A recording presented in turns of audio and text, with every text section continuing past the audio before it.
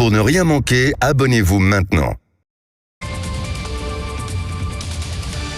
7h20 sur Sud Radio, tout compte fait avec Eric Revel. Bonjour Eric. Bonjour Benjamin, bonjour à tous. L'immobilier ce matin après la Fondation Abbé Pierre en début d'année, c'est au tour du MEDEF d'alerter sur l'imminence d'une grave crise du logement en France, Eric. Oui, Geoffroy Roux de Bézieux, qui est le patron du MEDEF, et la Fondation Abbé Pierre, finalement, on pourrait dire même combat. Le MEDEF et son président tirent la sonnette d'alarme vraiment très fort pour que le logement devienne en France une grande cause nationale. Le manque de logements, notamment sociaux, l'envolée des prix au mètre carré, à l'achat ou à la location, rendent la situation explosive.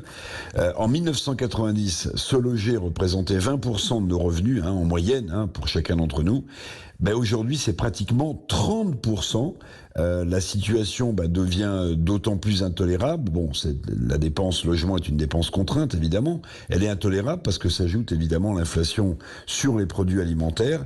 Et tout cela, ça fait basculer dans la pauvreté des centaines de milliers de familles, et cela malgré l'échec d'aide du gouvernement. Et quelles sont les données justement sur le nombre de mal logés dans notre pays, de ceux qui n'ont pas de toit sur la tête aussi? Alors oui, vous avez raison. Alors d'abord le constat, Benjamin, construire, c'est de plus en plus compliqué, d'où la crise du logement qui est profonde dans notre pays. Alors quelques chiffres, la Fondation Abbé Pierre dont je vous parlais estimait dans ce fameux rapport du début de l'année à 4 millions au moins le nombre de mal ou très mal logés, et à 300 000 personnes le nombre vivant dehors. Pour répondre aux besoins de logement des plus fragiles, il faudrait, dit la Fondation, construire, disons, 150 000 logements sociaux par an, là où on en construit dans les bonnes années que 80 à 90 000. Chaque année, le déficit, évidemment, s'accroît de manque de logements, et ça pousse à la hausse quoi ? Ça pousse à la hausse le prix de la location ou de l'achat, et ça exclut des dizaines de milliers de familles. Alors pourquoi sommes-nous, Eric, dans une situation aussi catastrophique ? Quels sont les freins actuellement à la construction de logements neufs ?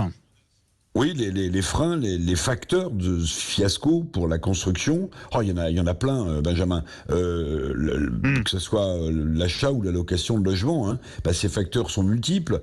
Il y a les facteurs actuels qui aggravent la situation, les taux d'intérêt élevés qui excluent beaucoup de Français du crédit immobilier. Les banques aussi, les banques qui prêtent moins dans l'immobilier, ça les intéresse moins. Les conditions d'endettement aussi, qui sont de plus en plus sévères. Ajoutez à cela aussi les contraintes administratives qui pèsent sur les maires qui veulent construire sur leur territoire.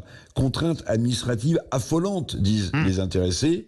Je rajoute les règles environnementales, nécessaires, mais qui sont lourdes, nombreuses, et qui surenchérissent le coût aussi de la construction. Et puis une donnée, un facteur classique, le foncier, les terrains, qui sont rares et qui sont donc chers. Alors, cause nationale, le logement, Benjamin, au vu du tableau que je viens de vous dépeindre, c'est une évidence et même une urgence absolument nécessaire.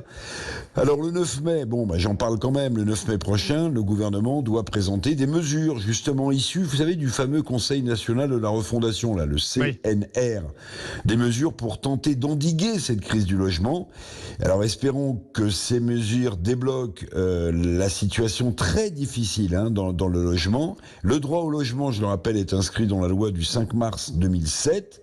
On parle beaucoup d'apaisement, le couple exécutif parle beaucoup d'apaisement en ce moment en France. L'apaisement de notre société passe aussi par là, par plus de logements.